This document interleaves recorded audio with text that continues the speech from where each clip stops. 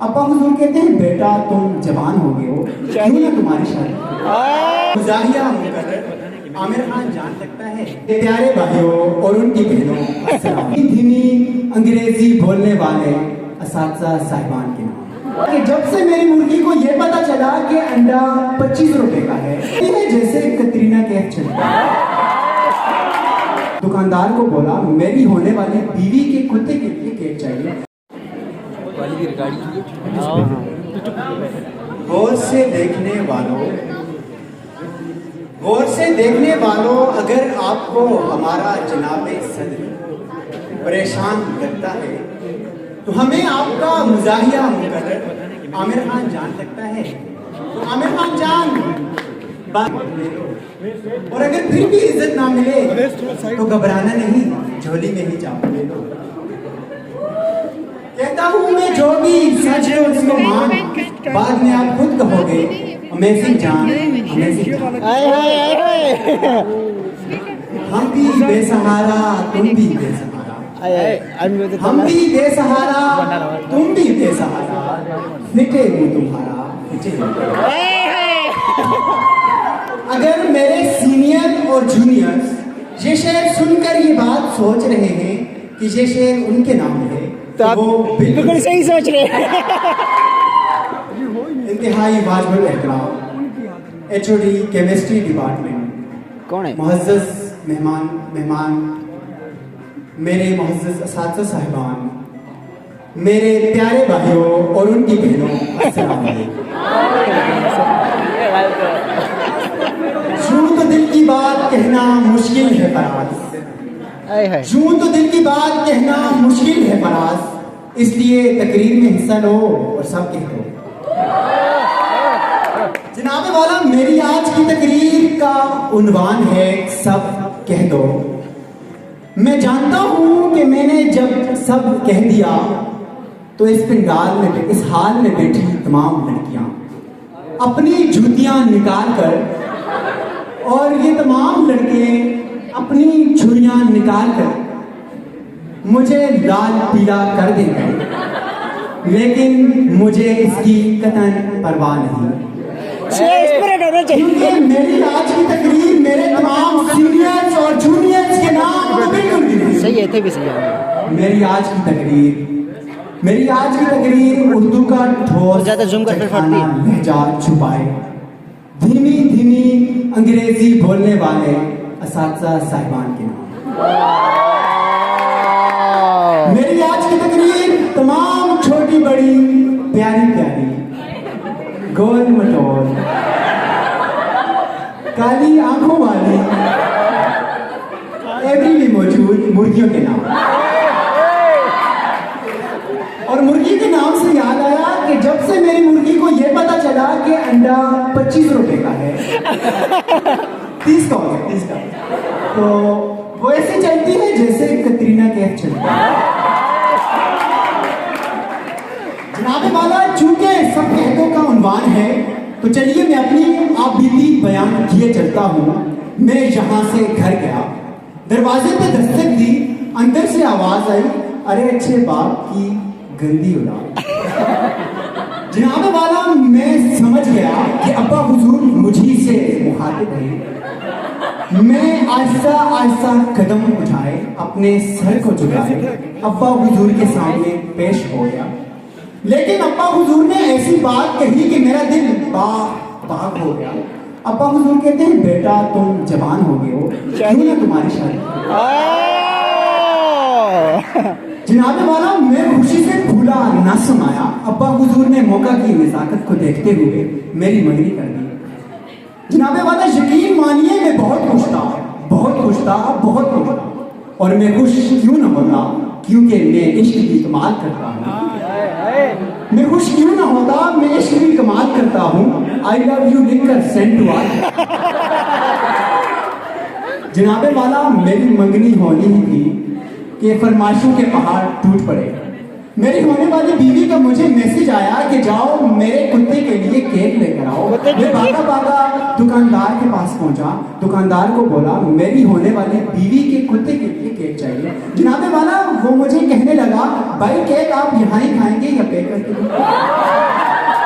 जनाबे वाला जब मुझे कुत्ता बोला गया, मुझे बहुत गुस्सा आया, लेकिन मैं कर भी क्या सकता था।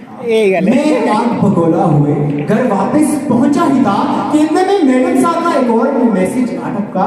कहती है कि मैं अगर आपके लिए केटू की चोटी पर चढ़ जाऊं तो आप मुझे क्या देंगे?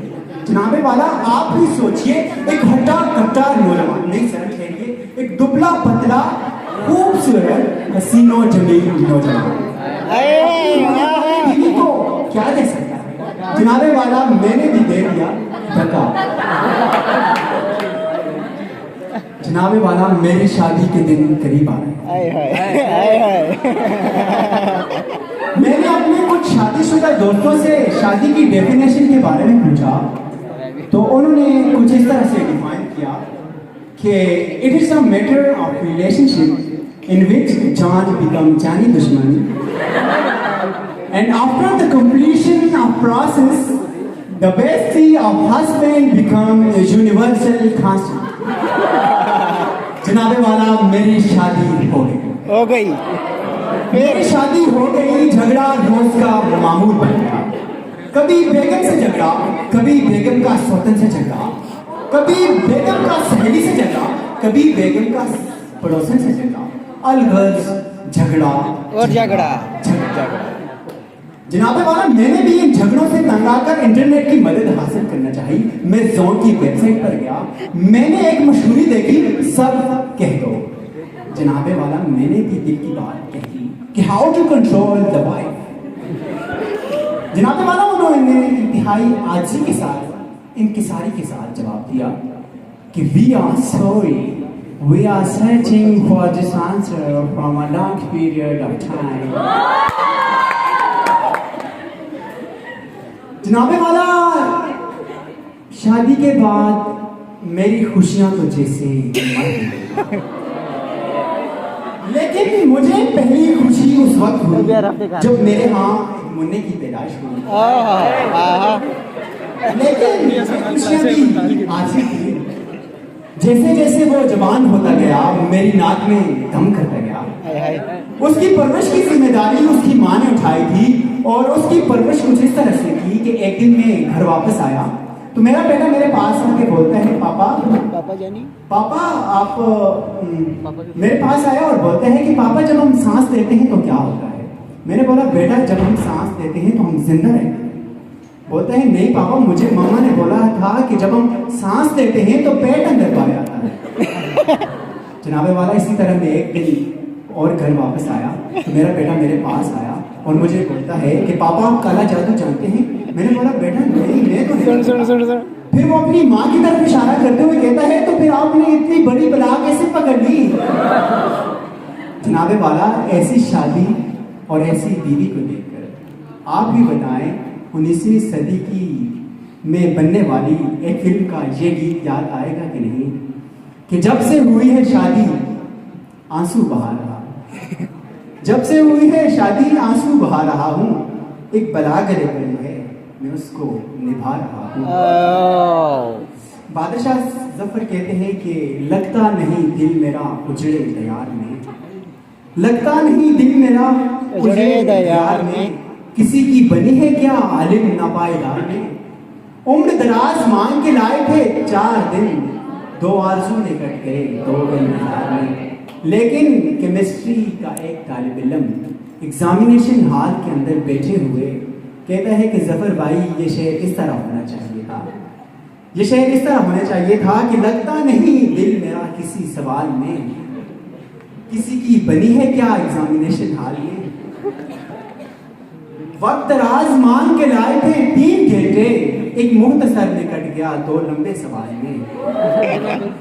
कंट्रोलर से ना शिकायत, कंट्रोलर से ना गिला है ना एग्जामिनर से शिकायत, कंट्रोलर से ना गिला है ना एग्जामिनर से शिकायत, किस्मत में लिखी थी सपनी इस सवाल में। इन फार्मूलों से कहो कहीं और जाओ, इतनी देर इन फार्मूलों से कहो कहीं और जा बसे, इतनी जगह कहाँ दिमाग नासूदा। कितना है बदनसीब स्टूडेंट नकल के लिए, कितना है बदनसीब स्टूडेंट नकल के लिए 2 कागज के टुकड़े ना मिले पूरे हाल में। आपकी समातों का शुक्रिया।